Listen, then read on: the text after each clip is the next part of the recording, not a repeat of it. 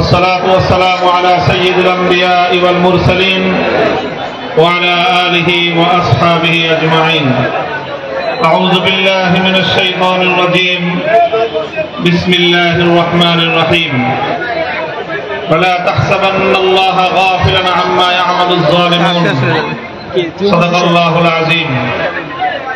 বাংলাদেশ খেলাফত মজলিস গোপালগঞ্জ জেলা শাখা কর্তৃক আয়োজিত আজকের এই গণসমাবেশে উপস্থিত সংগ্রামী সভাপতি, উপস্থিত বাংলাদেশ খেলাফত মজলিসের কেন্দ্রীয় মহাসচিব সহ অন্যান্য নেতৃবৃন্দ, গোপালগঞ্জ জেলা শাখার নেতৃবৃন্দ, অন্যান্য জেলা এবং থানা থেকে সমবেত আমার প্রাণপ্রিয় বাংলাদেশ খেলাফত মজলিস ও সহযোগী সংগঠন সমূহের দায়িত্বশীল নেতৃবৃন্দ, মঞ্চে উপবিষ্ট আছেন গোপালগঞ্জ জেলার শীর্ষ ওলামায়ে কেরাম, সর্বস্তরের গোপালগঞ্জ জেলাবাসী।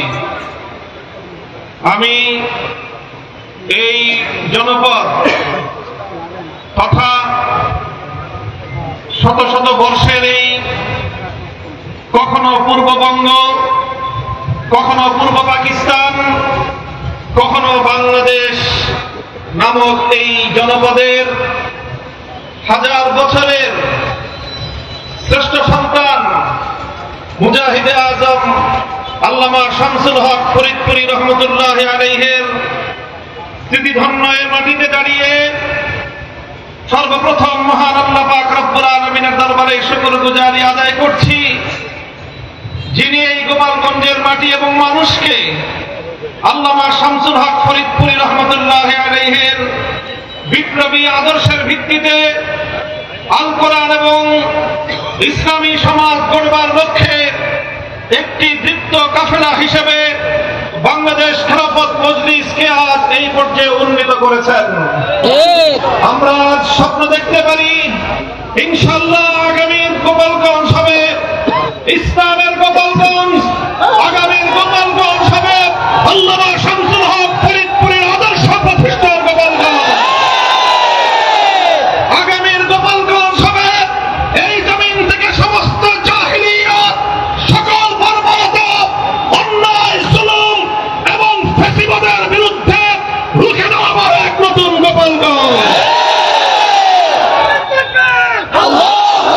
সংগ্রামী সাথী ও বন্ধুগণ, আমি আজ ওই সকল বীর শহীদদেরকে স্মরণ করছি।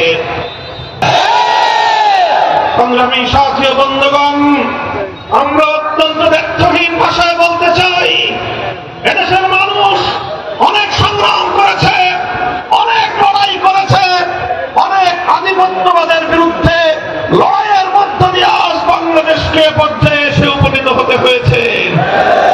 আমরা লড়াই করেছি 19 শতকের গোড়ার দিকে, বিংশ শতাব্দীর গোড়ার দিকে কলকাতার দাদাবাবুদের আধিপত্যবাদের বিরুদ্ধে লড়াই করে কলকাতার আধিপত্যকে খর্ব করে ঢাকার উত্থান ঘটিয়ে এই পূর্ববঙ্গের জনপদে মুসলিম জাতিসত্তা গঠন করবার জন্য আমাদের পূর্বপুরুষরা লড়াই করেছেন।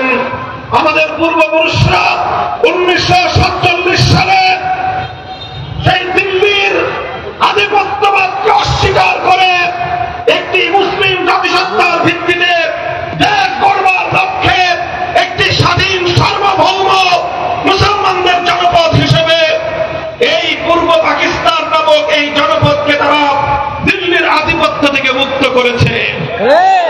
আমরা স্মরণ করছি 1971-এর মহান মুক্তিযুদ্ধে লাখো মানুষের জীবন, রক্ত এবং আত্মদানের বিনিময়ে বাংলার মানুষ পিন্ডির আধিপত্যবাদ থেকে মুক্ত হয়ে মুক্ত এবং স্বাধীন বাংলাদেশ গড়ে তুলেছিল।